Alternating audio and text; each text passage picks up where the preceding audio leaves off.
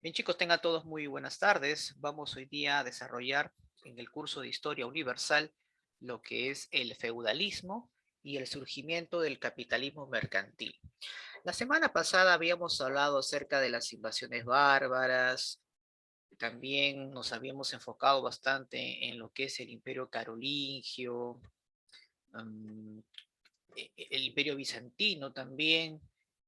Si no me recuerdo, habíamos también eh, hecho un estudio acerca del Islam, ¿no?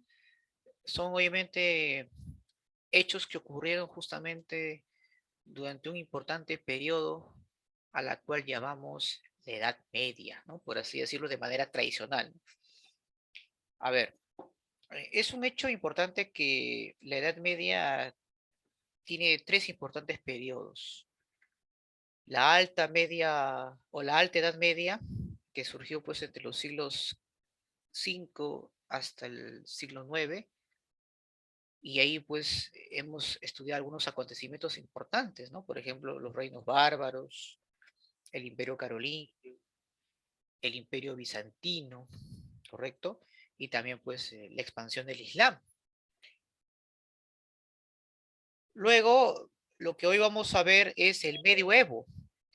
Estamos hablando pues los siglos 10 hasta el siglo 12, 13 aproximadamente, a la cual pues aquí va a predominar principalmente el señor feudal, el auge de la iglesia medieval. Fueron tiempos donde se realizan las cruzadas. Y luego también vamos hoy día a estudiar lo que se conoce como la Baja Edad Media, entre los siglos XIII y el siglo XV, donde aquí pues vamos a ver pues la crisis del feudalismo, la crisis del sistema feudal, el resurgimiento de de las ciudades burguesas y por lo tanto, pues también el auge o el origen del capitalismo mercantil, donde la burguesía va a desplazar a la nobleza feudal, y en la cual también vamos a ser testigos del fortalecimiento de las grandes monarquías, ¿correcto? Entonces, todo eso hoy día lo vamos a desarrollar, ¿de acuerdo? Muy bien. Empecemos con lo que se refiere pues al feudalismo. Mucho era profesor, ¿y qué es el feudalismo? Muy bien. A ver, diríamos pues que es un importante periodo de la historia que se basa pues en el trabajo servil del siervo, en el trabajo del campesino, en beneficio del señor feudal, que era pues dueño de las tierras, dueño de los medios de producción, ¿correcto?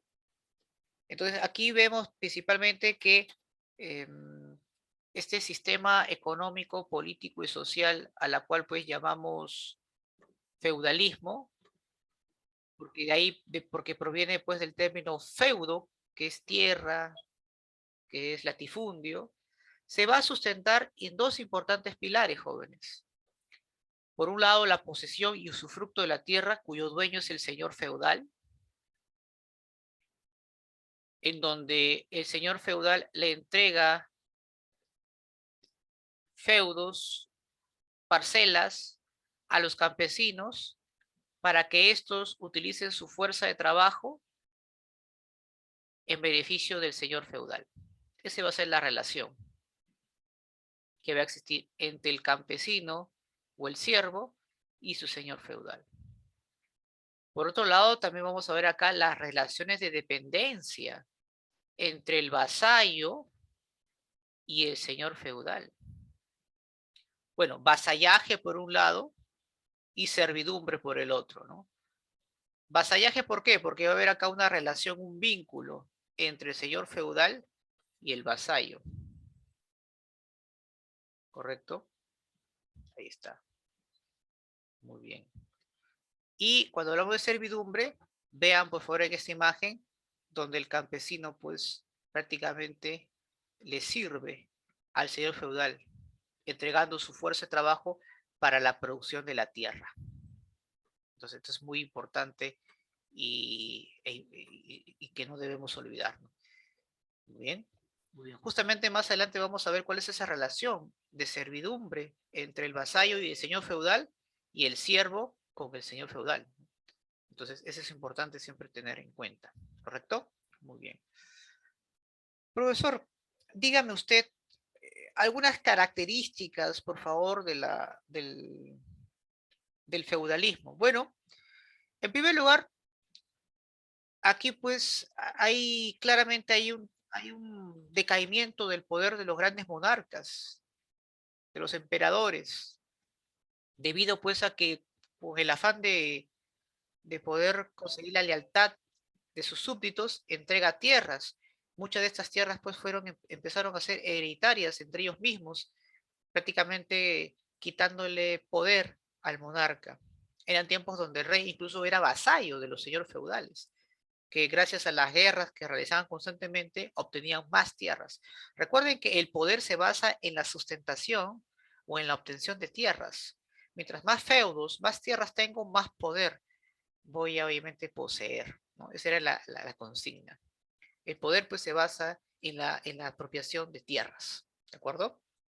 Y bueno, Europa pues va a estar completamente fragmentada, porque al ver pues, al no existir un monarca, al no existir un reino o un estado propiamente dicho, pues prácticamente Europa va a configurarse por una diversidad pues de feudos, de parcelas de tierras extensas a cargo de los señores feudales.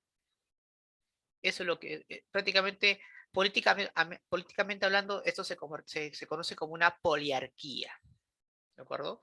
Poliarquía. En el ámbito económico, como obviamente el poder se basa en la sustentación o en la posesión de la tierra, claramente pues la más importante actividad es sin duda la agricultura. Pero hablamos de una agricultura pues precaria, de autosuficiente, autárquico, ¿verdad? Donde solamente se realizaba dicha actividad para el mercado interno. Lamentablemente, por la propia estructura del feudalismo, por las trabas comerciales que realizaban cada señor feudal en sus respectivos dominios, lamentablemente, pues, la fluidez de la moneda, el, el comercio, no estaba muy desarrollado, ¿correcto? Y en el ámbito social, claramente, pues, vemos ahí una ruralización de la sociedad, donde obviamente los siervos, los campesinos, que era la base de la estructura social de la época, sin duda, pues, su fuerza de trabajo servía, pues, para mantener el aparato económico y político y social de la época. Entonces, como muchos de estos siervos y campesinos vivían en las aldeas, al lado pues de los castillos, al lado de las tierras del señor feudal, las más importantes o las ciudades en sí estaban pues prácticamente abandonadas. Y vamos a ver ahora que la sociedad feudal se divide pues en las siguientes órdenes que vamos a ver a continuación. Vamos a ver acá. Por ejemplo, tenemos en cuanto a la organización social, tenemos sin duda pues a los nobles, que eran los famosos bellatores. Su principal actividad pues era dedicarse a la guerra para poder expandir más sus dominios. Necesitaban pues tener más tierras. Estos señores feudales, como menciono, pues realizaban campañas militares para poder obtener pues mayores tierras. Y mayormente, pues, estos nobles mayormente estaban conformados, pues, por los duques, condes, varones, algunos reyes que lograron mantener su dominio también, ¿no? Entonces ahí están, ¿no? Los nobles, los señores feudales. También tenemos, pues, al alto clero, que sin duda, pues, estaba también en una excelente posición social. El alto clero, pues, eran también señores feudales que controlaban el conocimiento y la mentalidad de la época. Estaba pues conformado por el Papa, los obispos, cardenales, y que tenían pues a la escolástica como su principal doctrina filosófica para mantener controlada a las masas. Y por último nado, tenemos pues en la última escala social a los laboradores o llamados bueno, en este caso los campesinos, los siervos, en el cual pues ellos estaban adscritos a la tierra, recibía pues una parcela de tierra a cambio pues de un pago de impuestos. Entonces, esa era la relación entre el señor feudal y el siervo, ¿no? Que por tener un lugar donde poder dormir y comer, el señor feudal le entrega tierras, pero a cambio pues tiene que no solamente pagar impuestos, sino que también todo lo que produzca entregarle a su señor feudal. Y aquí vamos a ver justamente, jóvenes, en este esquema, cuál es esa relación de dependencia, primero entre el vasallo y el señor feudal, y luego, y luego del campesino con su señor feudal. Por ejemplo, ¿quién es el señor feudal? Era el poseedor de la tierra, del feudo, ¿sí o no? Era el más, como se dice. Claro. ¿Cuál va a ser la relación, profesor, entre el señor feudal y su siervo? Bueno, el señor feudal le entrega tierras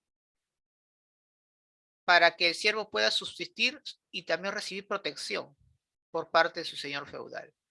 A cambio que él entrega a su siervo, a su señor feudal, va a estar adscrito a la tierra y va a estar en condición de servidumbre, donde le va a servir, le va a producir la tierra, va a cultivar en beneficio de su señor feudal. Por otro lado, profesor, ¿cuál es la relación entre el señor feudal y el vasallo? Bueno, el vasallo le da protección, le da beneficios, le puede otorgar feudos. A este tipo de ceremonia se le conoce pues como la investidura. Ahora, profesor, ¿y qué le entrega el vasallo a cambio? Bueno, el vasallo a cambio le ofrece ayuda militar, económica, consejo político. Si su señor feudal pues es capturado, el vasallo pues tiene que hacer todo lo posible para solicitar su rescate, lo acompaña a sus grandes campañas militares, etcétera, etcétera, ¿no? A ese tipo de ceremonia pues se le conoce como homenaje. Ahí está, ¿no? El homenaje. Entonces, importante ver esa relación. Profesor, ¿un campesino, un siervo puede ser un vasallo? No. Mayormente el vasallo es también un hombre libre, también propietario de tierras, pero en comparación pues al señor feudal es inferior a él. Su posesión de tierras es mucho menor a la del señor feudal, ¿correcto? Muy bien. E incluso muchos reyes eran vasallos del señor feudal. Muy bien. Y estos son los que van a ser caballeros, aquellos que van a acompañar a su señor feudal a sus múltiples aventuras, como parte pues de las campañas militares que se daban en la Europa de ese tiempo. Muy bien, entonces, importante ver, ¿no? Esa relación entre el señor feudal y siervo y con su vasallo. ¿De acuerdo? Muy bien. Entonces, importante siempre tener en cuenta cada uno de estos acontecimientos jóvenes. Muy bien. Eh, ahora, antes de hablar sobre el capitalismo, algunas cosas importantes que quiero realizar mencionar contigo, con ustedes en este caso. Profesor, y si me preguntan por ahí los impuestos feudales, ¿es posible que me pregunten? Claro, pero no te va a ser muy difícil porque mira, por ejemplo, entre los más importantes impuestos, por ejemplo, tenemos a la corvia, que es un impuesto, un pago en este caso, al trabajo que va a realizar el siervo en la tierra de su señor feudal. Recuerda que el señor feudal le entrega tierras a los siervos, pero también le entregaba tierras a los hombres libres, a los campesinos libres, con el propósito pues de que estos la trabajen en beneficio de su señor feudal. Estas tierras, por ejemplo, que eran entregadas a los campesinos libres, se llamaban mansos, ¿de acuerdo? Y como parte pues de un impuesto, tributo que tenían que pagar los campesinos, tenían que trabajar la tierra. Ese era un impuesto llamada corvia, no te vas a olvidar.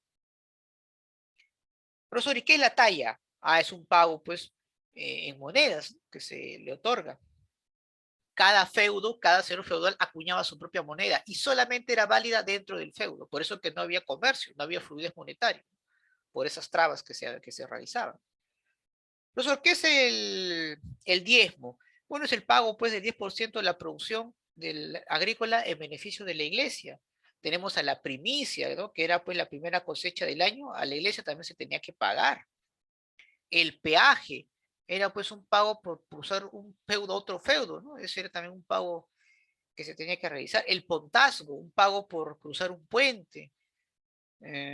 Tenemos también, si no mal recuerdo, bueno, hay un puesto, no recuerdo exactamente cómo se le llama, pero es cuando tú tenías que pagar por utilizar algún objeto o material que le pertenecía al señor feudal, ¿no? Por ejemplo, si querías usar el molino, tenías que pagar un impuesto también, ¿no?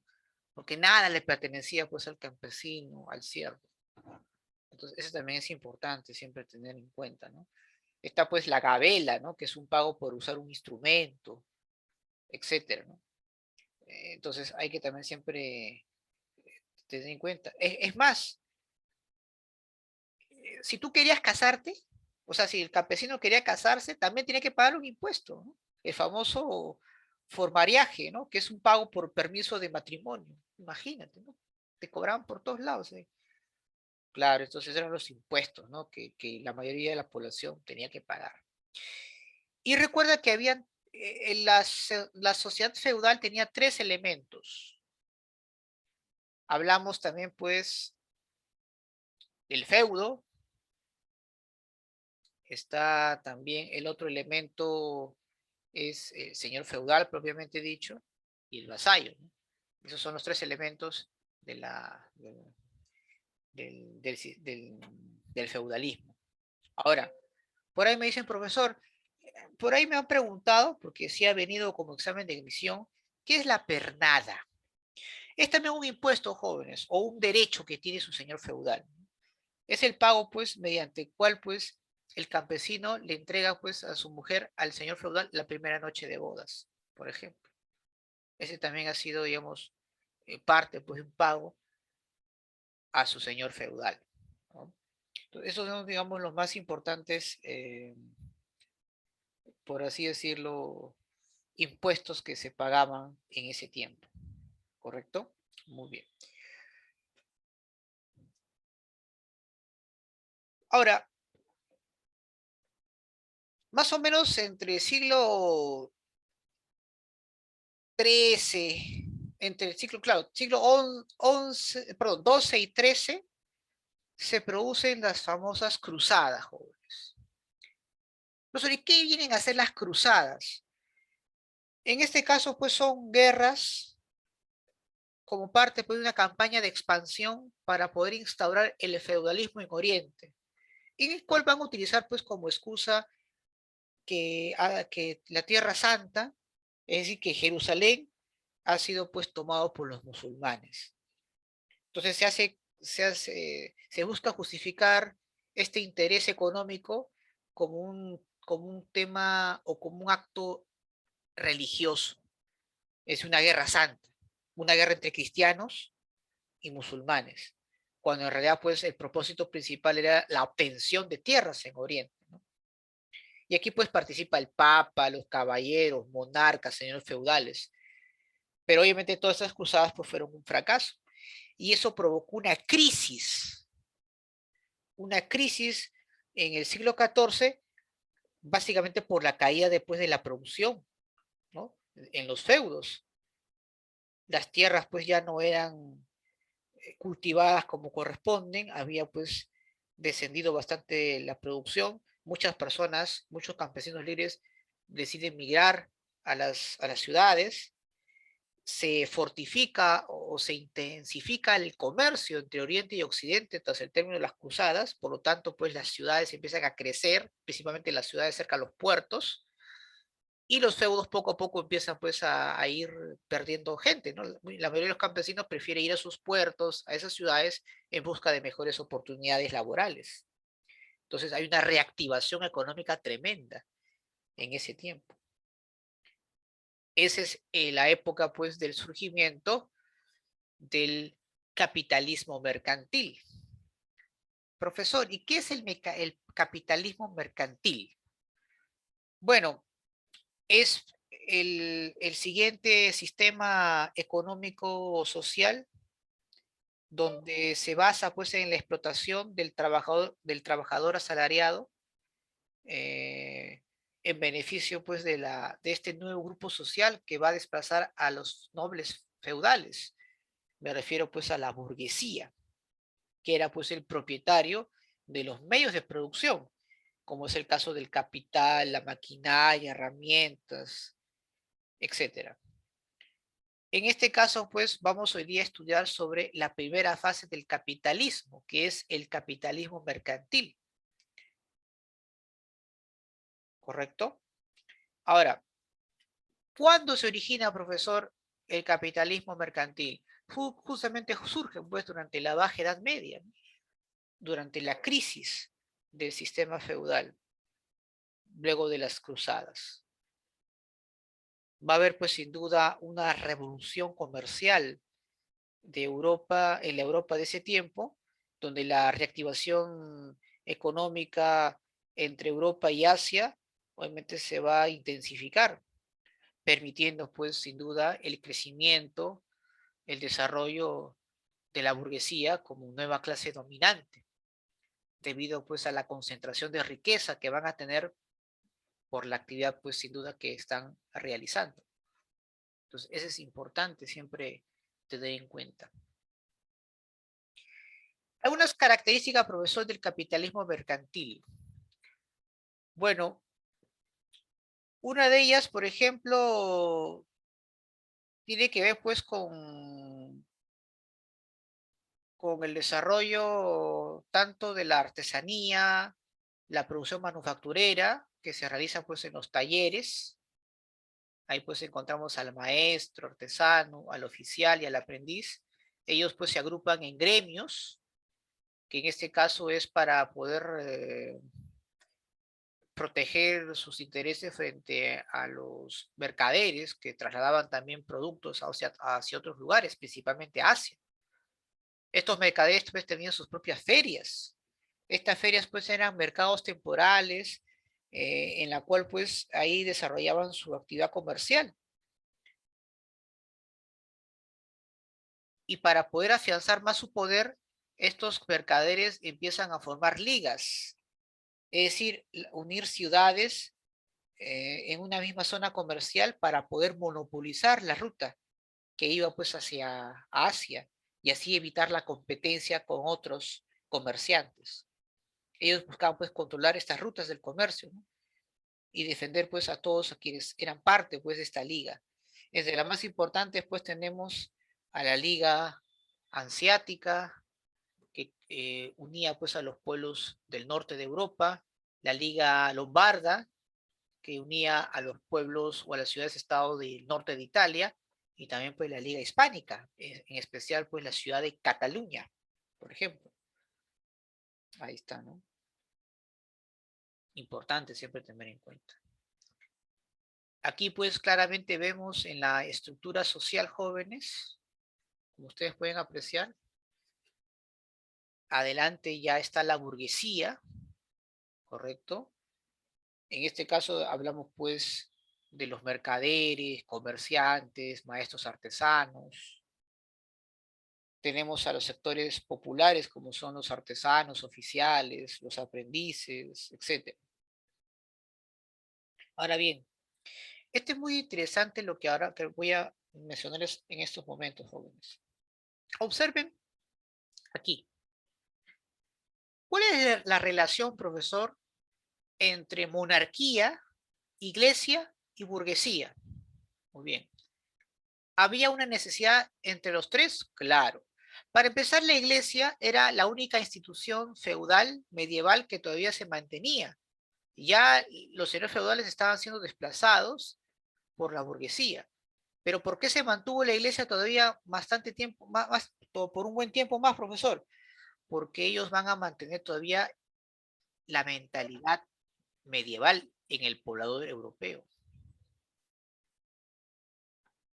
Es decir, profesor, ¿la burguesía necesitaba el sustento ideológico de la iglesia por el momento? Sí, por el momento sí necesitaba el sustento ideológico de la iglesia. Por eso es que no lo va a eliminar. La burguesía más bien se va a beneficiar del poder de la iglesia, que mantenía que controlaba a las masas gracias pues a su ideología, a la fe, gracias pues obviamente a las prédicas y a los discursos de los clérigos, de los sacerdotes en la población. Pero ahora la iglesia pues ya no va a servir como un instrumento ideológico a los señores feudales, sino a los monarcas, que son los principales responsables de desplazar del poder a los señores feudales. Los monarcas eliminan la poliarquía y la convierten en monarquía, en la cual pues todo el poder va a estar concentrado en un solo hombre. Y para poder justificar ese poder, la iglesia pues le atribuye caracteres divinos. Recuerden que a partir de ahí pues la idea de que Dios es el que da poder a este hombre, que lo convierte en rey, viene justamente de ese tiempo. ¿Y por qué era importante para la burguesía tener a la iglesia y a la monarquía de su lado? Porque en ese tiempo la burguesía buscaba su expansión comercial, pero necesitaba justamente de la monarquía para poder eliminar a todos los señores feudales que eran los que impedían esa traba comercial, que es lo que impedía, perdón, el crecimiento comercial en Europa, y como ellos tenían el poder absoluto en un determinado territorio, los monarcas pues le daban autorización a la burguesía para que pudiera realizar pues todo tipo de actividad. Por eso es que la burguesía quería concentrar o tener gobiernos centrales a través de un monarca por el cual puedan haber este intercambio de ayuda, ¿no? La burguesía le otorga intereses económicos, le otorga beneficios económicos y el monarca pues le autoriza, le da permisos para que la burguesía pueda expandirse, ¿no?, en estos territorios que están bajo el control del monarca. Por ejemplo, no sé si alguna vez han escuchado pues a las denominadas cartas franquicias, ¿no? Eran derechos pues entregados por muchos señores feudales a las ciudades dentro de su jurisdicción, donde obviamente le permitían pues, le reconocían como gobernante, pero pero con un requisito, ¿no? Que le permitan realizar su actividad comercial, ¿no?, dentro de ese territorio. O sea, estamos hablando pues de un permiso, ¿no?, que se le otorga a estos comerciantes para poder desarrollar su actividad con el permiso, obviamente, del gobernante de turno, ¿correcto? Entonces, esto es muy, muy importante tener siempre en cuenta, ¿no?, las famosas cartas franquicias. Muy bien. Entonces, esta, digamos, es la relación que existe. Ya con el paso del tiempo, la burguesía ya no va a necesitar de la iglesia y tampoco de las monarquías. Recuerden que cuando ya durante el desarrollo del capitalismo industrial, claramente vemos pues que la burguesía empieza pues a ir contra la iglesia. Ese acontecimiento también lo vamos a ver más adelante, las famosas reformas religiosas. Y tampoco pues ya no van a estar de los monarcas, van a producirse pues una serie de levantamientos a la cual pues llamamos las famosas revoluciones burguesas, ¿no? La más impactante fue sin duda la que ocurrió en Francia, ¿no?, donde incluso pues decapitaron al monarca, ¿no? Muy bien, perfecto. Ahora, un dato interesante, jóvenes, en este tiempo es que a pesar de que entre el siglo XIII y XIV vamos a ver pues este crecimiento acelerado como parte pues del capitalismo mercantilista, de la acumulación de riquezas, la Europa de la Baja Edad Media va a sufrir un retroceso muy fuerte, por un breve periodo, pero muy fuerte. A este acontecimiento nosotros lo conocemos como, perdón, acá, no está aquí, ¿no? Ay, perdón, bueno, acá tenía, bueno, quería mencionarles aquí un hecho significativo, era pues la crisis, ¿no?, la crisis de, de la Europa de ese tiempo, una crisis tremenda que se va a producir, porque van a ocurrir pues varios factores, ¿no? Lamentablemente, pues ese crecimiento acelerado que se va a dar producto del comercio trae también como consecuencia pues la expansión de muchas enfermedades. Una de ellas, pues sin duda, pues, es la peste negra, una enfermedad pues terrible que tuvieron que vivir los europeos, y que fue una epidemia grandísima, prácticamente como consecuencia de la peste negra, va a haber un decaimiento demográfico en Europa, provocando pues el descenso de la producción agrícola por la falta de mano de obra, en fin, ahí pues sí todos tuvieron que colaborar, ¿no? La burguesía, la iglesia, los monarcas, para poder sobresalir pues de esta terrible crisis, obviamente que se estaba dando en ese tiempo, ¿no? Era sin duda pues una situación muy, pero muy complicada, ¿no? Ese se conoce pues como la Gran Depresión medieval, ¿no? Donde mm, esto sin duda pues va a acarrear bastante. Pero que posteriormente luego de esta crisis tremenda, como parte pues de este cambio que se dio entre el feudalismo y el capitalismo, nuevamente pues hay un surgimiento o un resurgimiento de esta nueva forma de entender el mundo bajo el sistema político, económico, social, a la cual pues vamos a llamar el, el capitalismo mercantilista, ¿de acuerdo? Eso es también importante siempre tener presente. Ahora bien, la burguesía para poder tener un mayor control y de esa manera poder, digamos, enfrentarse a la iglesia que ya pues tenía mucho poder, sobre todo en el ámbito ideológico, van a crear pues sus propios movimientos ideológicos. En este caso surge pues lo que conocemos como las ideologías burguesas, representadas en el humanismo y el renacimiento. Profesor, ¿qué es el humanismo? Es un movimiento ideológico que rescata pues el papel del hombre en la historia, haciendo pues una crítica a la mentalidad medieval, es decir, una crítica a la escolástica, a la ideología de la iglesia. Pone obviamente como prioridad al hombre, que va a ser pues sin duda el centro de todo. De ahí pues el término de antropocentrismo, como ustedes pueden ver acá, donde todo pues gira en torno al hombre, ¿correcto? Aquí pues se da una revalorización de la cultura clásica greco-romana, se promueve pues el uso de la razón, de la experiencia, de la investigación, el individualismo también, ¿no? Y que obviamente donde validan o legitiman la usura, la acumulación de riqueza por parte de las personas. Entre los representantes más importantes del humanismo tenemos a Francesco Petrarca, Giovanni Boccaccio, Nicolás Maquiavelo y Erasmo de Rotterdam. Profesor, ¿y qué significa el Renacimiento? Bueno, el Renacimiento es un movimiento de renovación artística, es una expresión cultural que se da pues dentro del humanismo, ¿correcto? Ahora bien, un ratito por favor.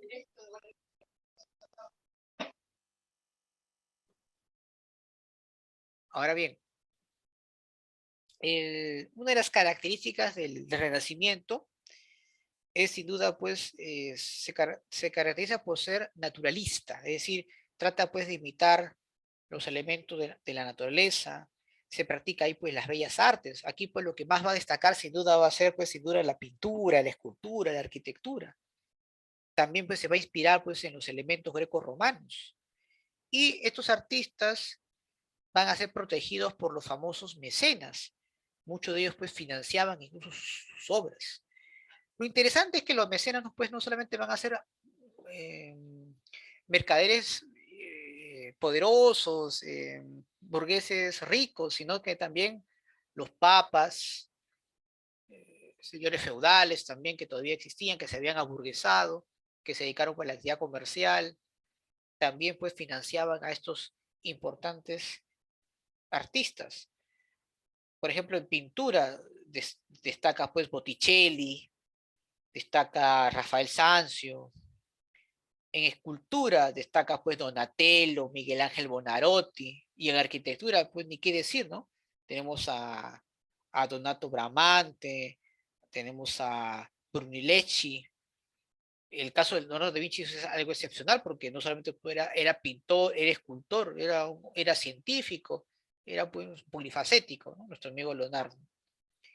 Poco a poco, pues, estos movimientos, estas corrientes ideológicas van a tratar, pues, de intentar lograr, pues, un cambio en el pensamiento del europeo y para que poco a poco vaya dejando la mentalidad de la época medieval a través de la escolástica, para que pueda abrazar nuevas ideas en base, obviamente, a los intereses, pues, de la burguesía.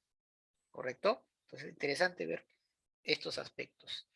¿Alguna pregunta, chicos? ¿Alguna duda hasta aquí sobre este tema?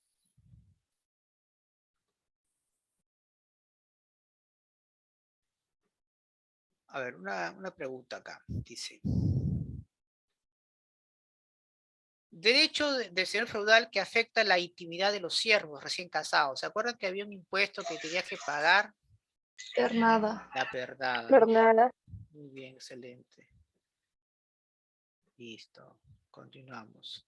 Durante la Edad Media, el sistema de dependencia personal comprometía al vasallo a través de la investidura y el feudo y las obligaciones militares, el homenaje y la fidelidad, la corvia y el censo, las prestaciones y rentas.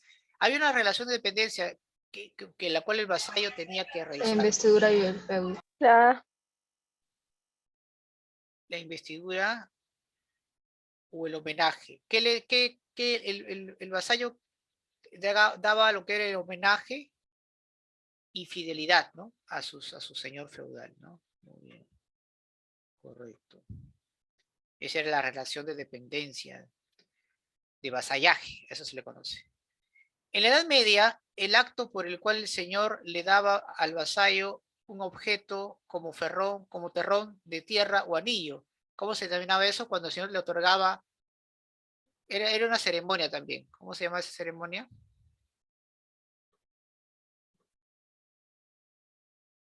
Era, en este caso, investidura o homenaje. Cuando el señor feudal entregaba investidura. investidura, ¿no? Claro, muy bien, investidura. Perfecto. El feudalismo se consolida con la disolución del Imperio Carolingio, ¿no? Cuando se fragmenta el Imperio Carolingio y se prácticamente pues empieza a surgir pues una fragmentación, ¿no? Políticamente hablando de Europa, de la Europa de ese tiempo. El sistema feudal, jóvenes, se sustentó Ahí. en la gran propiedad territorial, ¿sí o no?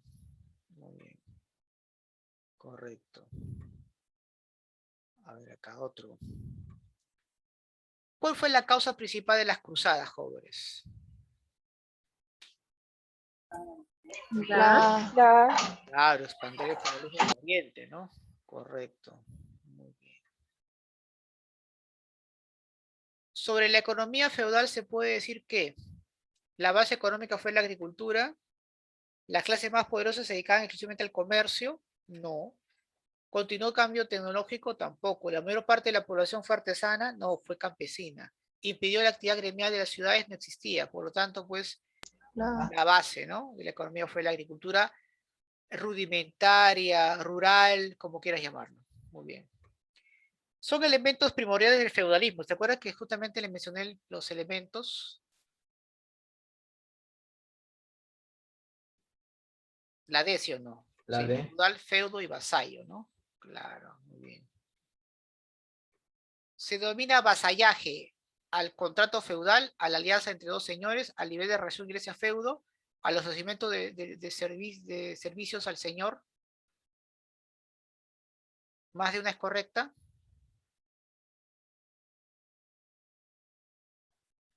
Al ofrecimiento de servicios al señor, ¿no? A su señor feudal. Muy bien. Factor por el cual decayó el feudalismo. ¿Cuál fue la que provocó el decaimiento del feudalismo y por lo tanto provocó una reactivación económica entre Europa y Asia? Las cruzadas, ¿no? Muy bien. El siervo de Gleba carecía de libertad. ¿Por qué, jóvenes? Porque pagaba impuestos, porque era villano de la República, cumplía el homenaje del Papa, era parte del feudo, ¿no? Era como si fuera pues una mercancía más. ¿El feudalismo consistió en qué consistió el feudalismo, jóvenes? A ver, ustedes mismos pueden hacer eso. La, La, ¿no? Muy bien. Son derechos y atribuciones del señor feudal, excepto el único que no pagaba pagar impuestos. Pagar impuestos. impuestos. No pagaba impuestos, pero sí obligaba a pagar que los demás hicieran eso, ¿no? Y la última acá, son consecuencias de las cruzadas, excepto se pierden los territorios de Jerusalén, sí es cierto, los turcos avanzan sobre Constantinopla y Europa, fueron un éxito militar, no, fue un fracaso, ¿no? Todas las cruzadas que se dieron terminaron en un fracaso para los europeos. Muy bien, chicos. Vamos a hacer un pequeño break para continuar pues con la clase, esta vez en Historia del Perú, ¿ya? A ver, ¿alguna pregunta de repente hasta aquí?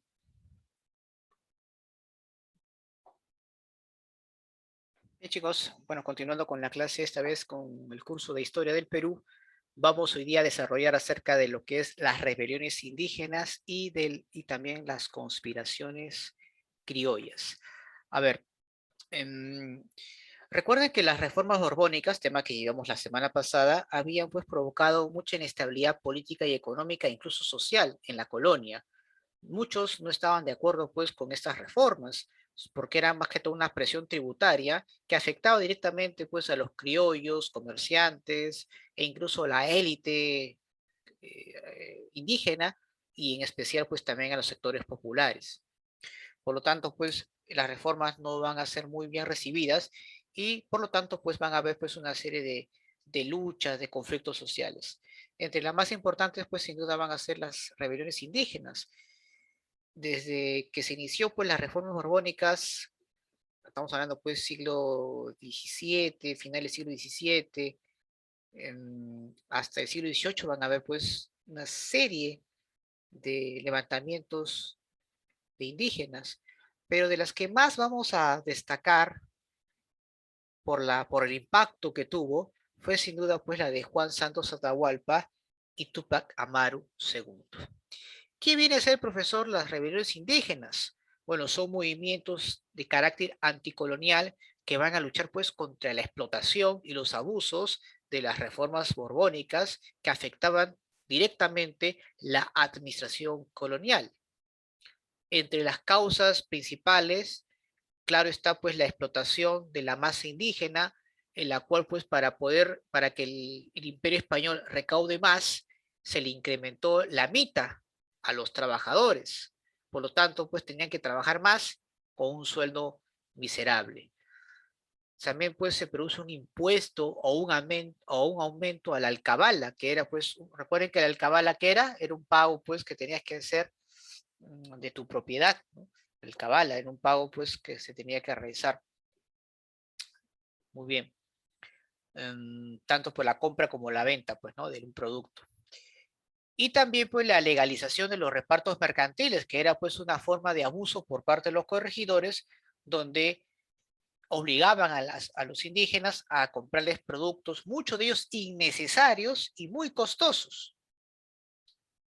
Por otro lado, también tenemos pues el descontento de los criollos que no veían nada bien con estas reformas, sobre todo por la creación de nuevas aduanas, ya que una de las características o una de las reformas borbónicas bajo un punto de vista político o jurisdiccional es la creación de nuevos virreinatos, como por ejemplo la creación del virreinato de la Plata y el virreinato de la Granada. Y con la creación de estos virreinatos había pues nuevos puestos de aduanas. Recuerden que la aduana es una institución pues que donde tú quieras pasar tienes que pagar un tributo, perdón, un impuesto, ¿no? Entonces muchos comerciantes que ya tenían pues sus rutas establecidas en esa zona, lo que en ese tiempo se llamó el Alto Perú, ahora pues van a tener que pagar nuevos impuestos debido pues a que esta es otra jurisdicción. Ya no es el virreinato del Perú, sino es el virreinato de La Plata, por ejemplo. Y claro, este descontento entre criollos no solamente fueron pues por parte de ellos, sino también muchos nobles indígenas que también se dedicaban pues al comercio. El propio José Gabriel Condorcanqui era pues un importante arriero que se dedicaba justamente a este tipo de actividad. Por otro lado, ya este es un tema más ideológico, se habla pues del mesianismo andino, el mito de Incarri, ¿no? en la cual pues va a aparecer acá un personaje que va a acabar con todos esos abusos para poder restablecer pues el imperio de los incas, ¿no? Ahí está, ¿no? El mesianismo andino, el mito de Incarri. Estas son, digamos, las más importantes rebeliones jóvenes que vamos hoy día a conocer. Por ejemplo, ¿quién era Juan Santos Atahualpa? Para empezar, pues no era cualquier personaje, jóvenes. Era una persona que había sido instruida por los jesuitas. Un hombre que instruido, que viajó a Europa y a otras partes del mundo, y que obviamente aprovecha el descontento social que había en ese tiempo, en especial pues, de las tribus amazónicas, como los Ashaninkas, como los Shipibos, los Conibos, etc. Y bueno, va a desarrollar pues su centro de operaciones en toda esta zona llamada el Gran Pajonal. Aquí va a ser su centro de operaciones. Y en este territorio pues va a realizar una serie de incursiones contra, el ejército del virreinato del Perú. Lo interesante de su rebelión es que mientras él estuvo vivo nunca fue atrapado. Se desconocen las causas de su muerte. Hay una serie de especulaciones, ¿no? Hay algunos que afirman que murió de manera natural y otros que obviamente fue envenenado. Lo cierto es que ni los tres virreyes que tuvieron en ese entonces han podido pues doblegar al ejército rebelde de Juan Santos Atahualpa. Otro importante rebelión indígena jóvenes que vamos a conocer es sin duda la de Túpac Amaru II. Él, al igual que Juan Santos Atahualpa, también era un noble indígena, era un cacique, era pues dueño de importantes tierras en el Cusco, Pampamarca, Surimana, Tungazuca. Con las reformas borbónicas se vio muy afectado, ya que se restablecieron nuevas aduanas y le afectaba económicamente. En varias oportunidades se va a quejar a la Real Audiencia de Lima frente a este atropello, pero va a ser negado sus peticiones. Aprovechando pues el descontento social, aprovechando el maltrato que los corregidores hacían a la población, Túpac Amaru se levanta en armas. Recibe un importante apoyo de ciertos sectores criollos, también de un sector importante de la nobleza, pero que lamentablemente pues su rebelión no va a tener resultados positivos porque al igual que la de Juan Santos Atahualpa, no había una ideología por qué pelear. Y además, lamentablemente para los intereses de Túpac Amaru II, habían también caciques que no estaban a favor de la rebelión de Túpac Amaru II, como es el caso de Mateo Pumacahua, por ejemplo. Entonces había un divisionismo entre la nobleza indígena. Por otro lado, los criollos, principalmente la de Lima, también eran muy indiferentes ante esas rebeliones. Es más, muchos de estos criollos residentes en Lima consideraban pues a nuestro amigo Tupac Amaru como un subversivo, por las obviamente diversas actividades eh, tan eh, violentas que se realizaban como parte obviamente de su, de su rebelión. ¿De acuerdo? Muy bien. Ahora, es importante aclarar pues que su movimiento tuvo dos fases o etapas, la etapa quechua y la etapa aymara. Etapa quechua es durante, obviamente, la rebelión donde el propio Túpac Amaru es la que dirige y es una rebelión moderada a comparación pues de la etapa aymara que ahora vamos a ver que es más radical. ¿Por qué Túpac Amaru, digamos, su rebelión no fue tan radical? Por su propia formación, ¿no? Recuerden que los nobles indígenas, los caciques, se habían formado pues bajo los preceptos de los jesuitas, habían adoptado mucho lo que era la cultura española. Túpac Amaru pues era católico, al igual que su esposa. Y cuando obviamente ellos inician este levantamiento, la iglesia pues les va a dar la espalda, los excomulgan. Y esa actitud o esa acción por parte de la iglesia les dolió mucho a Túpac Amaru y a su esposa porque ellos eran católicos, ¿no? Lo que ahora se sabe de la rebelión de Tupac Amaru, que eso obviamente no se había comentado mucho, era la magnitud de esta rebelión en todo el virreinato, jóvenes. Según en el libro de Charles Walker, uno de los libros pues más reconocidos a nivel internacional en cuanto al estudio de Tupac Amaru II, calcula, dice, que, según Charles Walker, con las investigaciones que ha realizado, se dice pues que este conflicto, esta rebelión, al menos produjo la muerte de 100.000 personas. Para muchos es el evento más terrible de la historia del Perú en cuanto a ese tipo de muertes. Sobre todo si hablamos de una población general de 1 millón de personas. Entonces, es algo muy interesante que George Walker nos dice acerca de, lo, de lo terrible que fue justamente este levantamiento contra los abusos de las autoridades coloniales. En la etapa quechua se inicia su acción anticolonial con la ejecución del corregidor Arriaga. Se producen importantes triunfos, como es el caso de Sangarará, y por razones que aún muchos desconocen, aunque otros se atreven más bien ya a darle una explicación del caso, es que a pesar de haber cercado el Cusco, no lo toman.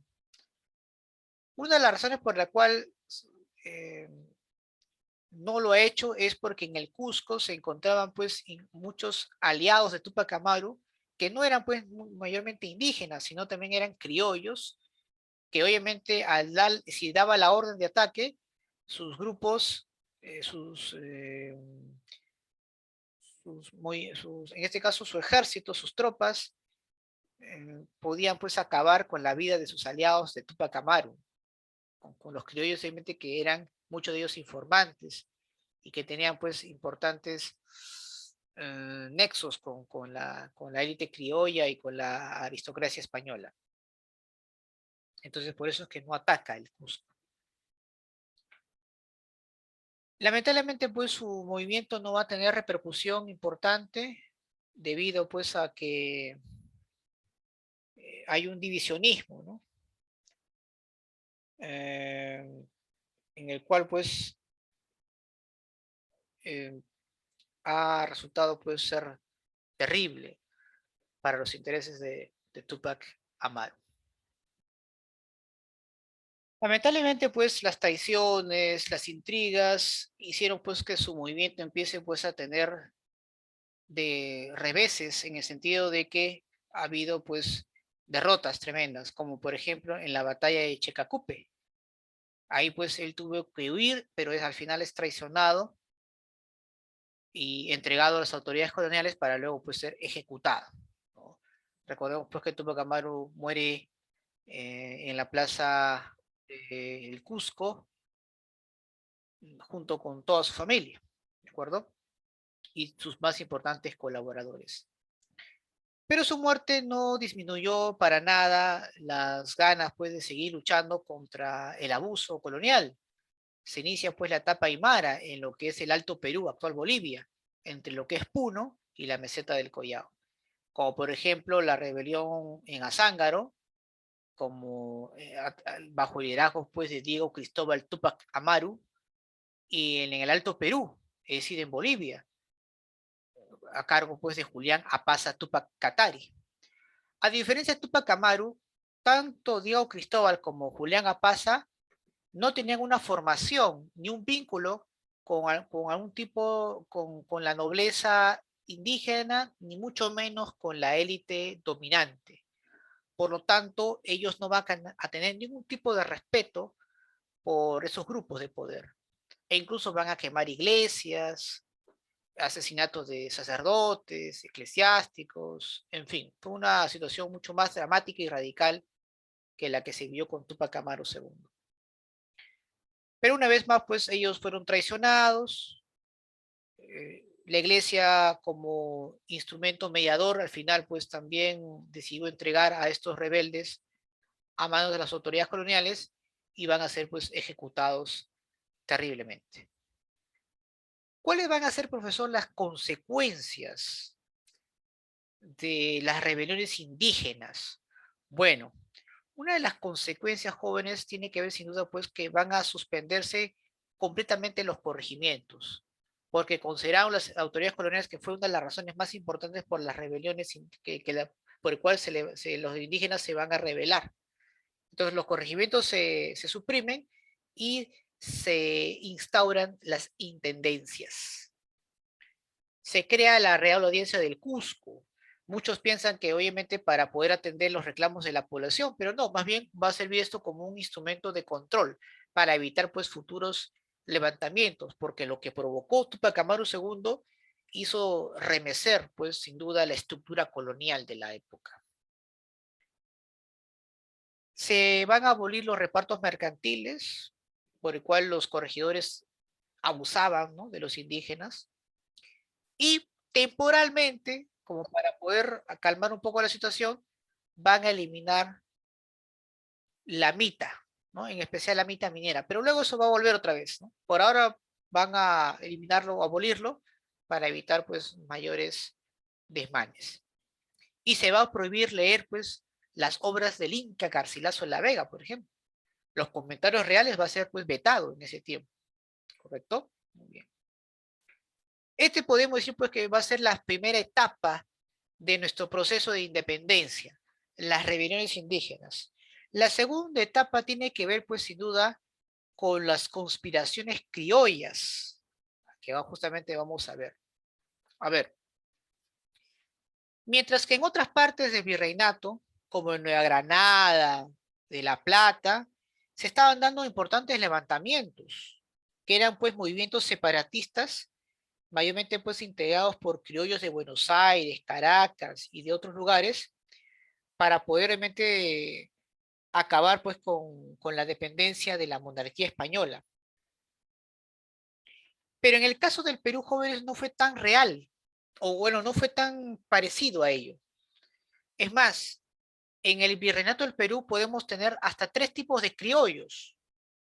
Tenemos acá al criollo fidelista, es decir, al criollo pues que era leal a la corona española, que defendían a capa y espada al imperio español, y muchos de ellos estaban integrando pues el Tribunal Consulado de Lima. Eran criollos pues que no tenían ni la más remota intención de querer separarse de España. Había otro grupo de reformistas que estaban un poco descontentos con la administración de la corona española frente a sus colonias. Ellos buscaban algún tipo de mayor participación en la política y en la administración del virreinato del Perú. Recuerden que todos los 40 virreyes que hemos tenido, ninguno pues fue criollo, por ejemplo. Entonces ellos querían cierta igualdad. Entre los más representativos estaban pues José Baquijo Carrillo, Hipólito Unanue, Toribio Rodríguez de Mendoza. Pero también había criollos que sí querían separarse definitivamente de España, eran los radicales. Y como tú puedes ver, el único pues criollo peruano que sí buscaba la separación era pues Juan Pablo Vizcarra Guzmán. Era un jesuita que había sido expulsado durante el gobierno, durante el mandato del virrey Amat y Junyent. En cambio, los demás criollos separatistas eran pues principalmente de otros lugares, como es el caso pues de Francisco de Miranda, que nació pues en el actual Venezuela. Es uno de los primeros precursores criollos separatistas de América Latina. ¿Por qué los criollos, profesor, ya sean reformistas o separatistas, querían en cierta manera, en el caso de los reformistas, por qué se sentían incómodos, por qué no estaban contentos con la administración de la corona española frente a sus colonias? ¿Y por qué los separatistas o los criollos separatistas querían deslindarse o desligarse completamente de la corona española? Bueno, estas razones mayormente fueron por parte de los criollos de Nueva Granada, de Buenos Aires, o perdón, de La Plata, y no tanto por los criollos de aquí, del virreinato del Perú. Ahora bien, eh, Una de las razones principalmente económicas fue pues las reformas borbónicas, ¿no? Que habían diezmado tremendamente las ganancias de los criollos. Por eso que van a estar pues muy descontentos. Por otro lado, tenemos pues en el ámbito político, los criollos pues no podían acceder a importantes cargos públicos, como por ejemplo ser virreyes, oidores o autoridades pues o altos funcionarios dentro pues del aparato virreinal. Entonces ahí vamos a ver justamente siempre tener siempre en cuenta, ¿no? Muy bien. Ahora, pese a que mm, pese a que digamos se estaban dando estos tipos de rebeliones fuera del virreinato del Perú, la élite criolla limeña no aspiraba pues a un cambio significativo.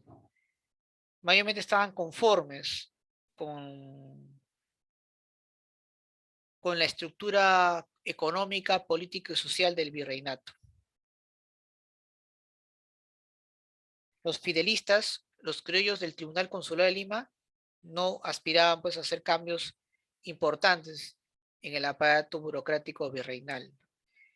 En cambio, los separatistas, que mayormente pues eran de provincias o de otras partes o de otros virreinatos, claramente pues sí buscaban una independencia porque querían pues cierta autonomía y querían más bien mantener relaciones comerciales con Inglaterra, que claramente pues tenían una mayor empatía, ¿no? En el ámbito de relaciones comerciales, ¿no? Y a pesar pues de que España había sufrido una invasión por parte de Napoleón Bonaparte, la monarquía española estuvo en una crisis tremenda, el virreinato responde precisamente en beneficio de la corona española, es decir, mientras los demás virreinatos aprovechan esa debilidad de España para poder lograr su independencia, el virreinato del Perú se consolida su fidelidad a España.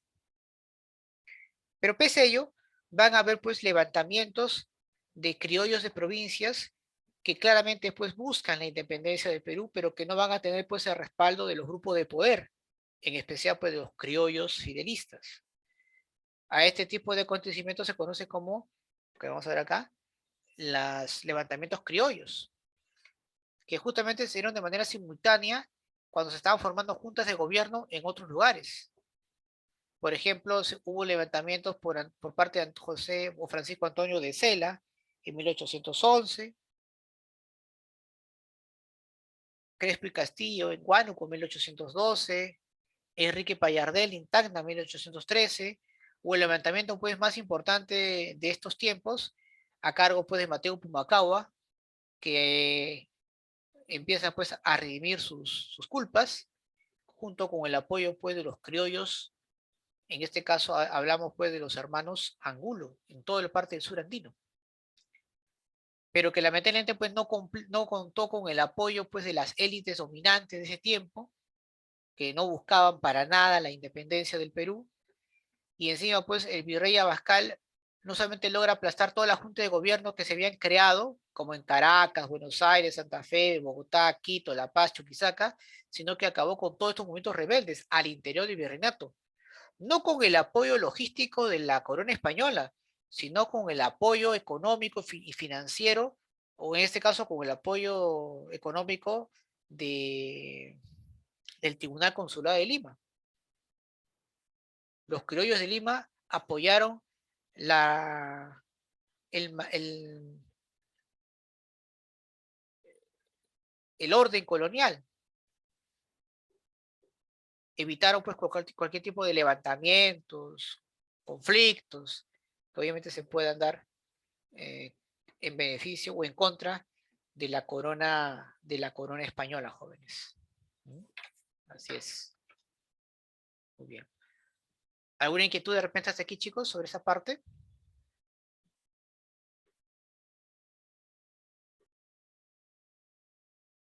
Bien, jóvenes.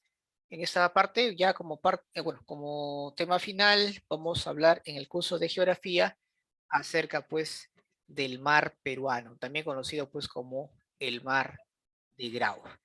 Profesor, ¿por qué el mar peruano es muy rico? Bueno, es importante siempre destacar lo siguiente, ¿no? El mar peruano es muy rico justamente porque ahí pues en sus aguas pues albergan una altísima concentración y variedad pues hidrobiológica, la anchoveta, sardina, ¿no? Especies pues que son importantes para la nutrición y por lo tanto, gracias pues a las proteínas y otros beneficios, son exportados a otros países por el cual pues logran beneficiarse pues de estos productos. Pero, profesor, pero cuáles son, digamos, lo que permite, ¿no? ¿Por qué, por qué es rico nuestro mar? Bueno, tenemos en primer lugar, pues, por la amplitud del zócalo continental, por el proceso de afloramiento, por la abundancia de fitoplancton, por la convergencia de las corrientes marinas. Todo eso ya lo vamos justamente a explicar, ¿correcto? Pero es fundamental tener en cuenta que nuestro mar hay que verlo como un elemento para la producción, para la exportación hacia otros países, ¿correcto? Entonces, si por ahí, profesor, me dicen, ¿qué es el mar peruano? Tú dirías, pues, que el mar peruano es una porción del Océano Pacífico, como justamente lo mencionó una compañera, sobre el cual, pues, el Perú ejerce soberanía. Esta soberanía, pues, empieza a ejercerse desde agosto de 1947, cuando el presidente, pues, José Luis Bustamante y Rivero establece, pues, el dominio jurisdiccional sobre un ancho de 200 millas marinas, algo de 371 kilómetros, con la finalidad, pues, de proteger, aprovechar todos los recursos hidrobiológicos en beneficio de nuestra población, que lamentablemente no se cumple hasta la actualidad. Si nos preguntase, profesor, dónde está ubicado el mar peruano, por ahí siempre hay una pregunta así de esa índole, pues tú rápidamente responderías pues que se ubica en el lado occidental del territorio continental peruano, entre los 3 grados y 18 grados de latitud sur, en el Océano Pacífico. ¿Cuáles son los límites? Bueno, por el norte, aquí como tú puedes apreciar, por el norte, llega pues al paralelo Boca Capones, y por el sur, ¿no? Por el sur, limita pues con el hito número 1 de la Concordia, ¿correcto? Muy bien. Esto es importante siempre tener en cuenta. Profesor, ¿cuáles son las características del mar peruano? 3 que tienes que tomar en cuenta. La temperatura, por ejemplo. El mar peruano, jóvenes, por encontrarse pues ubicado cerca de la línea ecuatorial, es decir, de baja latitud, debería tener aguas tropicales, ¿no?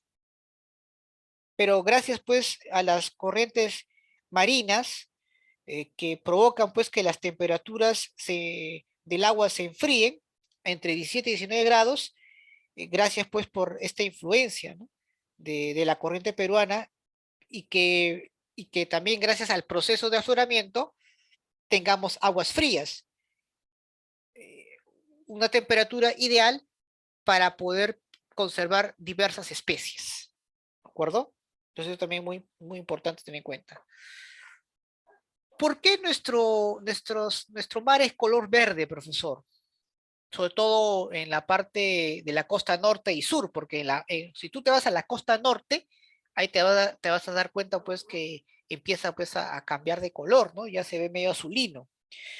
Bueno, es de color verde, jóvenes, debido pues a la abundancia de fitoplancton, ¿de acuerdo? Eh, que es algo que caracteriza a nuestro mar, ¿no? Entonces, el color de nuestras aguas es verde justamente pues por la presencia de fitoplancton, sobre todo cuando estamos hablando de cerca del litoral, ¿ah? Porque a medida pues que nos vayamos alejando del litoral, ya no es verde verde, sino un verde azulado, para luego convertirse pues en azul marino, ¿no? Propio pues de los mares tropicales, por ejemplo. Y otro dato importante que tienes que recordar siempre, que de hecho pues sin duda no te vas a olvidar. ¿Y cuál es, profesor? La salinidad. Seguramente tú has ido a la playa sin querer, pues un descuido y has probado el agua, ¿no? El mar, el agua, ¿no? De nuestro mar. y te habrás dado cuenta, pues un poco salado, ¿no? Claro, lo que pasa es que en este caso, eh, em, esto se debe pues a una acción propia del proceso de afloramiento. Te explico. Nuestro mate salado más o menos contiene por litro de agua algo de 34, 35 gramos aproximadamente, ¿no? Gramos de sal por litro de agua. Y esto se debe, pues, como parte pues, del proceso de afloramiento, eleva los nutrientes a la superficie marina, pero también pues eleva las sales minerales que se encuentran debajo de ella. Y otro dato importante, jóvenes, el mar peruano con respecto a la salinidad no es uniforme. ¿Eso qué significa, profesor? Significa pues que hay lugares, sobre todo en la parte, por ejemplo, en la costa norte, la concentración de sal es mucho menor. En cambio, en las costas central y sur, ahí sí hay una mayor salinidad. Es un dato también importante que debes siempre tomar en cuenta. Entonces esas características tengo que tomarlo siempre en cuenta con respecto a nuestro mar peruano. Sí, tómalo siempre en cuenta. Ahora lo que vamos a ver, jóvenes, y aquí lo vamos a ver justamente, es cuáles son los factores que justamente pues permiten que tengamos pues un mar muy rico con respecto pues a la variedad hidrobiológica, ¿correcto? Que estoy seguro pues vas a siempre tomar en cuenta. Una de ellas es sin duda pues la abundante concentración del fitoplancton, jóvenes. La abundancia pues o su abundancia pues es sin duda la base de la variedad de las especies marinas, que hace pues que nuestro mar sea uno de los más ricos y productivos del mundo. Su formación pues es en este caso producto pues del ascenso de nutrientes por acción del proceso de afloramiento, y también acá contribuye pues la alta salinidad, ¿no? En la cual pues permite una predominancia de aguas frías que contribuyen pues en su formación, y por lo tanto permite pues el albergue de diversas especies marinas. La otra, el otro factor que hace pues que tengamos un mar pero muy rico, tiene que ver pues con la presencia de nuestro zócalo continental. Como tú puedes apreciar en tu pantalla, tenemos un zócalo continental amplio, pero poco profundo. Y eso tiene una ventaja, profesor. A ver, en el zócalo continental, ahí pues se van a depositar los sedimentos acarreados al mar por los ríos costeros, que enriquecen pues con sus aguas las sales minerales, los nutrientes al mar peruano. Entonces, la poca profundidad de nuestro zócalo continental permite pues que los rayos del sol ingresen y de esa manera pueda lograr el desarrollo del fitoplancton, que es fundamental para que los productos o para que las especies marinas logren o lleguen a ese sitio. Entonces, ese también es interesante, ¿no? Es amplio y a la vez pues es de poca profundidad, ¿correcto? Ahora, tanto en el centro sí es bien amplio nuestro zócalo, pero tanto en el norte como en el sur sí van variando y va disminuyendo, ¿no? La presencia del zócalo. Pero lo importante es que la poca profundidad hace pues de que los rayos del sol puedan llegar hacia al interior del mar y pueda obviamente permitir, en este caso, que el fitoplancton pueda desarrollarse porque claramente pues vive o se nutre de los rayos del sol, ¿sí? Muy bien. La otra pues tiene que ver pues con el proceso de afloramiento, ¿no? Profesor, explíqueme el proceso de afloramiento. Bueno, es el ascenso de las aguas profundas a la superficie, en la cual pues influye bastante en la frialdad marina. Y obviamente este ascenso de aguas profundas hacia la superficie marina permite también pues el ascenso de nutrientes, favoreciendo pues el desarrollo del fitoplancton. ¿Mm? Interesante, ¿no? El proceso de afloramiento.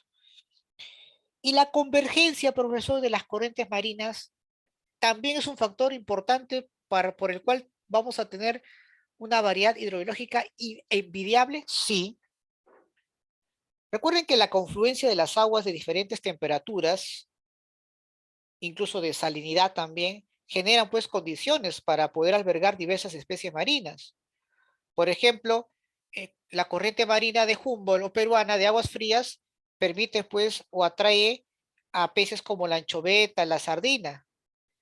Y la corriente ecuatorial o la corriente del Niño de aguas cálidas que van de norte a sur permite pues que ahí hace que sea favorable la existencia pues de peces que se adaptan a esa temperatura. El atún, el mero, el perico, por ejemplo. Ahora, profesor, ¿y estas corrientes marinas dónde se encuentran? ¿Dónde van a chocar entre sí? ¿Dónde convergen? Ah, en la región de Piura, en la punta aguja, ahí los dos se encuentran, ¿no? Las dos corrientes marinas, una de aguas frías y otra de aguas cálidas, ¿de acuerdo? Ahí está. Entonces, interesante, jóvenes, tomar en cuenta, pues sin duda, cuáles son esos factores que permiten que tengamos pues un mar muy rico, que tengamos una gran variedad, ¿no? De especies marinas. ¿Ya? Ahí está. Interesante siempre tomar en cuenta cada una de ellas. A ver, continuamos. Profesor, explíquenos un poco acerca de la tesis de las 200 millas. Estoy muy interesado en ella. A ver, vamos obviamente a explicar un poco de historia también, ¿no?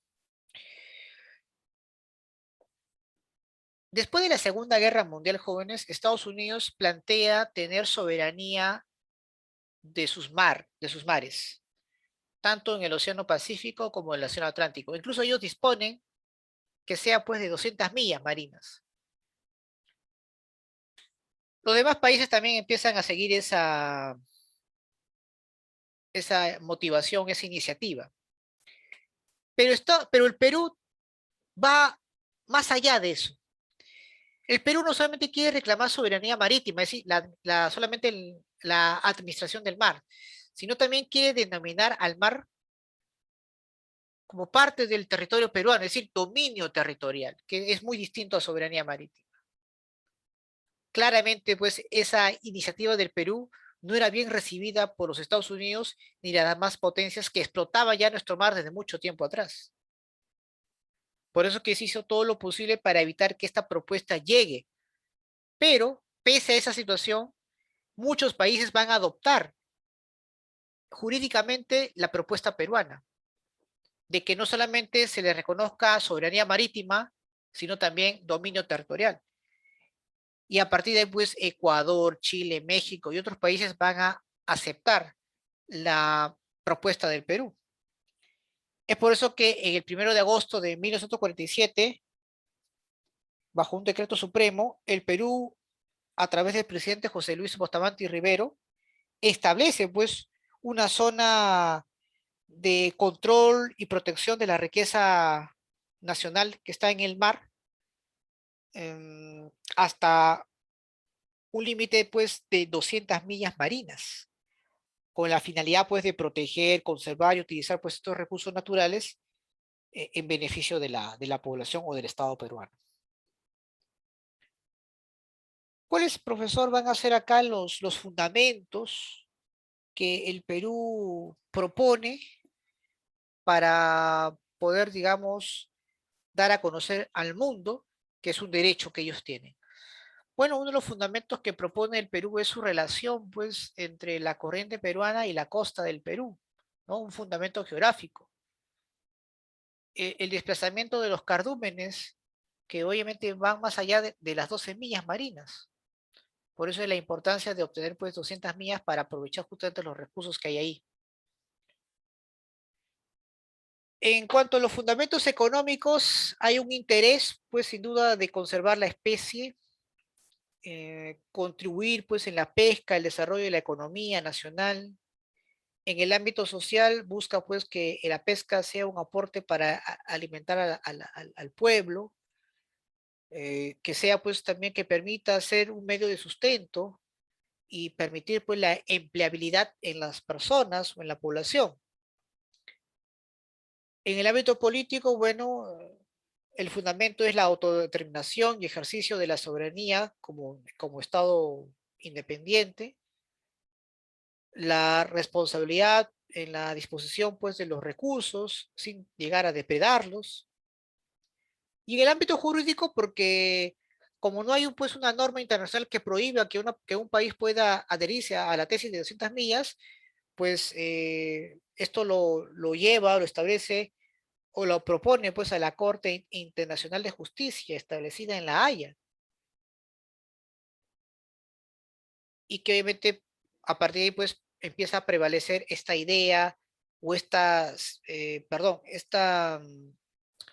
eh, elemento jurisdiccional, ¿no? O hecho jurisdiccional, por así decirlo, de reclamar pues las 200 millas marinas, ¿no? Muchos de estos fundamentos, claro, no se cumplen en la práctica porque, para empezar, pues el peruano o el costeño, por lo general, pues no es muy devoto del pescado, de productos marinos. Y segundo, pues mucho de esto se está exportando al exterior y no beneficia, pues, a la población en general, ¿no? Ese también es un problema también que hay que tomar siempre presente. Ahora, en 1982, la ONU, a través de la Convención del Mar o CONVEMAR, quiere limitar esos privilegios que tienen los países como el Perú, que son muy ricos en recursos hidrobiológicos, y más bien lo que busca la ONU es que el mar sea pues un recurso que sea beneficioso para todos, no para aquellos países que están obviamente por tener cercanía a este mar, sean los únicos pues en beneficiarse. Es así que en 1982 se establece pues el convenio sobre el derecho del mar, la CONVEMAR, ¿no? em, o también llamada pues la Carta de Jamaica, donde divide pues el dominio marítimo de 200 millas, eh, eh, cuyo estado pues es soberano a una disminución, ¿no? En menor medida, estamos hablando de 12 millas aproximadamente, ¿no? De aquí pues vamos a ver algunos aspectos importantes de lo que se ha establecido con respecto a la Convención del Mar. Por ejemplo, el mar territorial. Para la CONVEMAR, ¿qué es el mar territorial? Es la soberanía, ¿verdad?, del Estado, en la cual pues le permite el paso de embarcaciones o de otros países, mm, y que en este caso su extensión no va a ser, pues no es mayor a las 12 millas, ¿no? Eso es lo que es una parte de eso, ¿no? Es parte de esa situación. ¿Sí? Es decir, va a haber una soberanía del Estado hasta un máximo de 12 millas y de hecho pues va a permitir pues que los demás embarcaciones de otros países puedan explorar, ¿no? Este mar más allá de las 12 millas, sin que el Perú pueda reclamar de alguna medida. ¿Qué son las aguas interiores, profesor? Aquí bueno, aquí pues hay una soberanía absoluta del Estado, tal como se aplicase pues en el territorio nacional, ¿no? Em, que de hecho pues es algo que se va a intentar siempre tener en cuenta, ¿no? Ahí sí pues puede haber soberanía absoluta del Estado peruano. ¿Qué es una zona contigua, profesor? Bueno, es una jurisdicción del Estado para prevenir pues algún tipo de infracción de sus leyes, reglamentos, aduaneros fiscales, inmigración, sanitaria, etcétera, ¿no? Ese, digamos, es la jurisdicción que tiene y que ejerce poder el Estado en esos lugares. ¿Qué es la plataforma continental? Es el lecho subsuelo marino, pues, hasta una distancia, pues, de 200 millas. A partir de ahí, por ejemplo, ¿no? De la costa peruana, aquí, pues, el Estado ribereño puede explotarlos de manera exclusiva los recursos, ¿no? Que ahí están existentes, ¿no? Profesor, ¿y qué es la zona económica exclusiva? Bueno, aquí contigua, pues, al mar territorial, la jurisdicción donde el Estado, pues, ribereño, en este caso, ¿correcto? eh, donde el Estado ribereño, como justamente acabo de mencionar, puede explotar pues y explotar pues los recursos que ahí están existentes, ¿correcto? Pero también puede, ahora, si en caso pues el Perú o el país no puede aprovechar esos recursos por falta de tecnología, otros países pueden hacerlo ¿no? Pueden hacerlo en su lugar. Obviamente eso no conviene al Perú, pues, ¿no? Obviamente. Por eso es que eh, el Perú, pues, hasta ahora no ha firmado la Convención del Mar porque claramente, pues, podría ser lesivo. Aunque en la práctica, pues, en las 200 millas no es del mar peruano, o no es del Perú prácticamente, pues, sino están más bien de empresas transnacionales, ¿no? Que tienen obviamente la concesión por muchos años, en realidad, ¿no? Y hay que recordar, pues, que la pesca peruana no está en manos del Estado, sino de capitales foráneos, ¿correcto? Entonces, interesante siempre darnos a conocer un poco, ¿no? Acerca de la importancia que tiene, pues, el mar peruano en base a lo que dispone, pues, la Convención del Mar, ¿no? Muy bien. Continuamos, ahí está. Vamos a ver un poco ya para terminar esa parte, porque estoy seguro que nos van a preguntar jóvenes en cualquier examen de admisión con respecto, pues, al diferendo marítimo, ¿no? Que tuvimos con Chile, ¿no? Aquí, pues, ya terminamos cualquier tipo ah, de límites que teníamos pendientes con ese país. Pero expliquemos un poco de antecedentes, ¿no? Antes de hablar del diferendo, empecemos un poco los antecedentes, cómo así, pues, se dieron estos acontecimientos hasta que al final, pues, tuvimos que ir a reclamar ante la Haya, ¿no? A ver, recordemos que en 1929 el Tratado de Lima es referente, pues, para identificar, pues, los límites fronterizos que teníamos todavía con Chile. Recuerden que sobre la base fronteriza, pues, terrestre, teníamos que proyectarnos, pues, un límite marítimo, que obviamente no fue todavía muy establecido, a pesar de que ya en el Tratado de Lima ya se sabía, pues, que Tacna iba a retornar al Perú, mientras que Arica, pues, iba a permanecer en Chile, ¿verdad? Claro. Eh, aquí, pues, en 1947, Chile y Perú demarcan su mar territorial. Pero ojo, lo demarcan como una manera, pues, de apoyarse mutuamente ante la depredación de las potencias marítimas o de las potencias pesqueras, ¿no? Noruega, Japón, Estados Unidos. Entonces tratan de hacer una demarcación para justamente proteger a las especies marinas, pero en ningún momento estaban estableciendo fronteras marítimas como tal, ¿de acuerdo? Ahora, en la Declaración de Santiago, en 1952, ¿ya? Ahí, pues, se reconoce principalmente la soberanía de 200 millas marinas, tanto para Ecuador, Perú y Chile, pero tampoco se estaban dando o se estaban poniendo énfasis en los límites marítimos, ¿no? Que tenían que establecerse, porque, repito, aún todavía tenían que concentrarse en tratar, pues, de proteger la soberanía frente a la depredación de las industrias pesqueras extranjeras.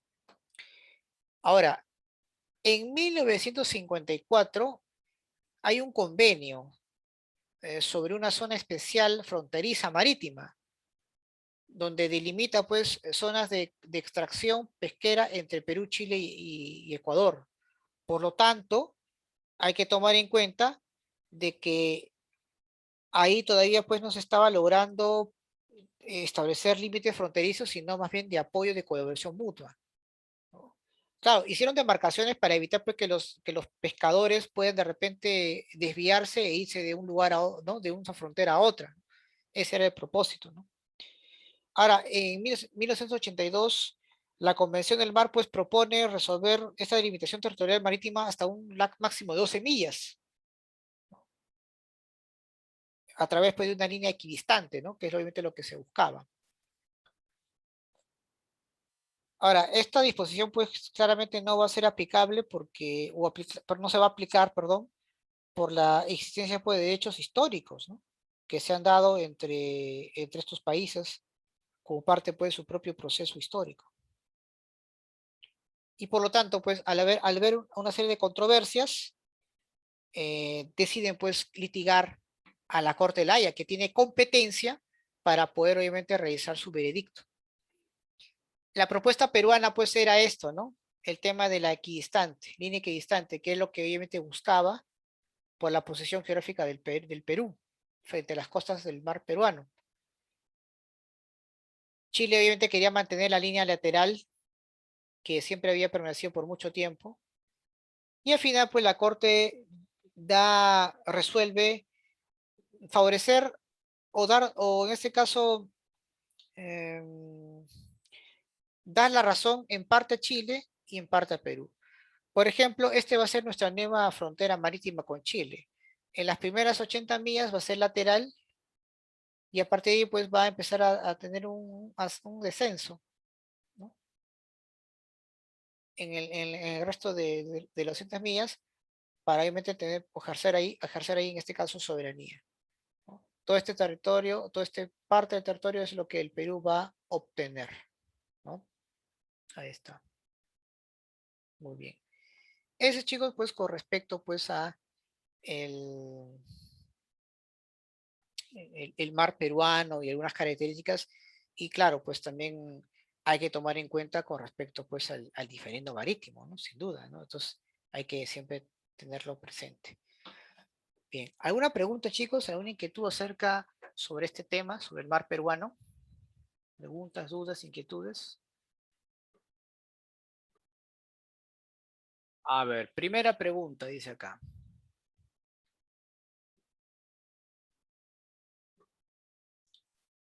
Vamos a ver, ¿ya? Ahora se me escucha, ¿no, chicos? Ya.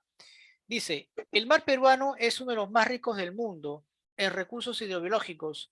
¿Y a qué se debe, jóvenes? Al estrechez de su zócalo continental, a la presencia de la corriente cálida del norte, a la presencia de la corriente fría del sur, a la cercanía de la cordillera andina rica en nutrientes, o ante la ausencia de huracanes. ¿Cuál sería? A ver. La, Por su estrechez de zócalo continental. ¿Es estrecho o amplio? Recuerden que el zócalo continental es amplio. En realidad, amplia. pues es gracias a la presencia fría de la corriente marina, ¿no? ¿Por qué? Porque justamente ella con el proceso de afloramiento, que es la que enfría las aguas, hace pues de que se eleven los nutrientes, se eleven las sales, tengamos una temperatura fría de agua y puedan venir pues los peces o las especies marinas a este lugar, ¿no? Todo se presenta pues un festín para ellos. Claro, entonces esa es la letra C.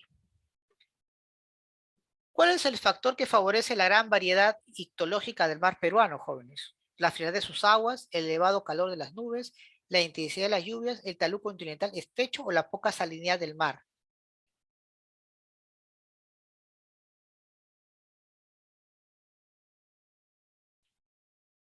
Por la frialdad de sus aguas, ¿no? Ahí está, ¿no? Muy bien, excelente. A ver, otra, vamos.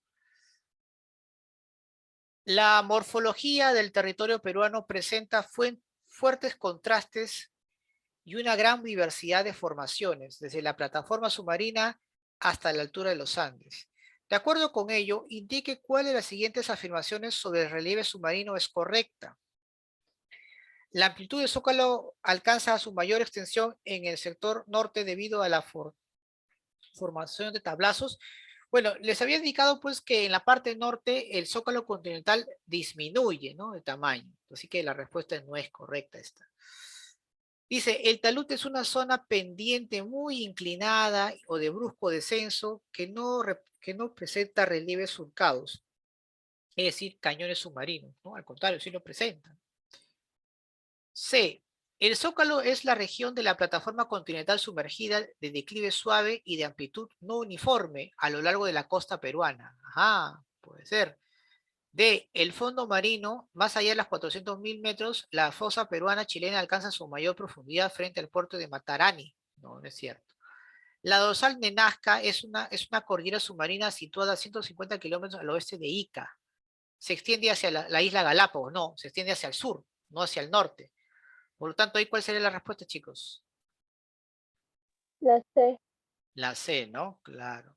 Muy bien, ahí está. Excelente. Dice acá. Marque los factores que influyen en la riqueza hidrobiológica del mar peruano. Repito, marque los factores que influyen en la riqueza hidrológica del mar peruano. Altitud, afloramiento, abundancia de fitoplancton, afloramiento, corriente marina, amplitud de zócalo continental, abundancia de fitoplancton, latitud o afloramiento. corriente marina y alta salinidad, baja salinidad, afloramiento y altitud. Bueno, todo lo que han dicho altitud está mal, no es correcto, ¿no? O sea, la E descartado, la A y la C. Sería en todo caso la B o la D. B. B, ¿no? Porque B. no solamente pues es el afloramiento, tiene que ver con la corriente marina y también la amplitud del zócalo continental y por su baja profundidad que permite pues el desarrollo de fitoplancton. Correcto, estos son los tres elementos, ¿no? Que permiten pues la riqueza de nuestro mar, ¿ya? Muy bien, excelente. Vamos a ver a continuar acá. A ver acá. La abundancia del plancton en el mar peruano se debe a qué, jóvenes? Por la presencia de las aguas tropicales, por la baja salinidad de sus aguas, por la alta salinidad, por la profundidad de sus aguas o por la escasez de sus depredadores. Claro, porque es poco profundo sus aguas, ¿no? Claro, debería ir decir ahí por su poca profundidad, ¿no? Claro. Gracias ahí los rayos del sol, pues, ayudan a desarrollar pues el fitoplancton y por lo tanto, pues, el color, ¿qué cosa es? Verde, ¿no? Verde. Muy bien. La corriente del Niño o corriente ecuatorial es un fenómeno natural que se caracteriza por tener un flujo de aguas. ¿Cómo son? Son de altas temperaturas, ¿sí o no? Ya, pero son de altas temperaturas de baja o alta salinidad.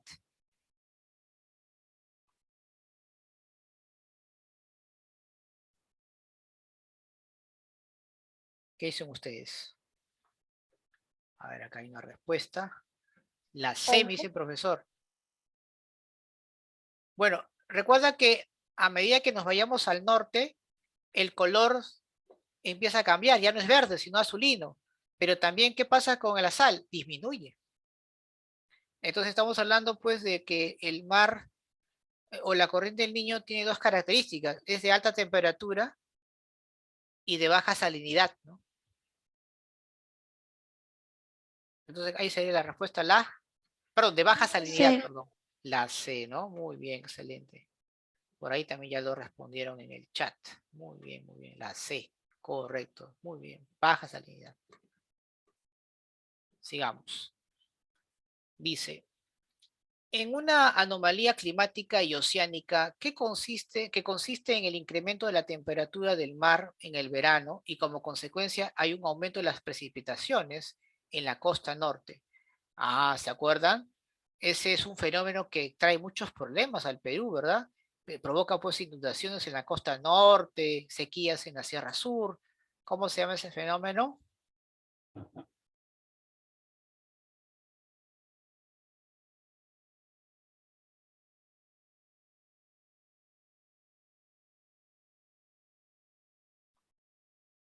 Que trae muchos problemas al Perú cada vez que viene. El niño. El fenómeno Fenómeno del niño. el fenómeno del niño, ¿no? Profesor, ¿por qué se produce el fenómeno del niño? Bueno, normalmente, jóvenes, tanto la corriente peruana trae sus vientos fríos de sur a norte y la corriente del niño trae sus vientos cálidos de norte a sur y chocan, ¿no? en Piura. Mayormente, pues, en los meses de invierno, primavera, otoño, siempre la corriente peruana empuja la corriente del niño, es decir, la vence, permitiendo pues que se conserve los climas que hay en todo el país. Pero justamente en los meses de verano y ante el incremento pues, de las temperaturas por el calentamiento global, en esa época pues la corriente del Niño se vuelve más fuerte y más bien empuja la corriente peruana, provocando pues una serie de anomalías climáticas. Por ejemplo, precipitaciones lluviosas en la costa norte, en la costa central, sequías en la Sierra Sur, etcétera. Y a ese acontecimiento pues se le conoce como fenómeno del niño, ¿no? ¿Por qué niño, profesor? Porque justamente ese aumento de la temperatura y por lo tanto que ocurre ese fenómeno se da pues en los meses de diciembre y enero, fecha pues donde nace pues el niño Jesús, ¿no? Ahí está. Y la última, a ver, vamos a ver acá. Vamos a ver acá, a ver acá. Apaguen su audio, por favor, para continuar. ¿Sí? Muy bien. 2 preguntas más, ¿ya? Y ahí con eso terminamos. A ver, dice. Identifique el fenómeno natural que permite que las aguas profundas del mar peruano asciendan de la superficie y desciendan. ¿Cómo se llama eso? En la cual pues permite ascender y asciende aguas frías, ¿no? Claro, el proceso de afloramiento, ¿no? Herramienta. Listo. Cantuta 2019. El fenómeno del niño se origina debido a qué? Justo lo había mencionado, ¿no? En su momento. Dice, al incremento del proceso de afloramiento, no. Al levantamiento de los vientos alisios, a la inversión térmica, a la disminución del fitoplancton o a la convergencia de las corrientes marinas. Convergencia. Sí, ¿La convergencia? No, las convergencias no mayormente el fenómeno del niño, ¿cómo podríamos catalogarlo ahí? Que es un proceso pues un poco complicado, ¿no? La respuesta mayormente es por el debilitamiento de los vientos alisios que trae la corriente peruana. ¿Se acuerdan que en los meses de verano la corriente peruana trae sus propios vientos y choca pues con los vientos de la corriente del Niño y estos vientos pues alisios que trae la corriente peruana se debilitan, ¿no? Entonces ahí la razón principal pues por la cual se ocurre el fenómeno es con la presencia pues en este caso del debilitamiento de los vientos alisios, ¿no? Que, que impulsa las aguas de la corriente peruana, pero que al debilitarse pues la corriente del Niño eh, pues lo desplaza, ¿no? Muy bien, entonces la respuesta sería por el debilitamiento de los vientos alisios. Ya está. Muy bien, chicos. Ahí está. Preguntas, dudas, inquietudes. Hasta aquí sobre el tema de hoy, chicos, señoritas.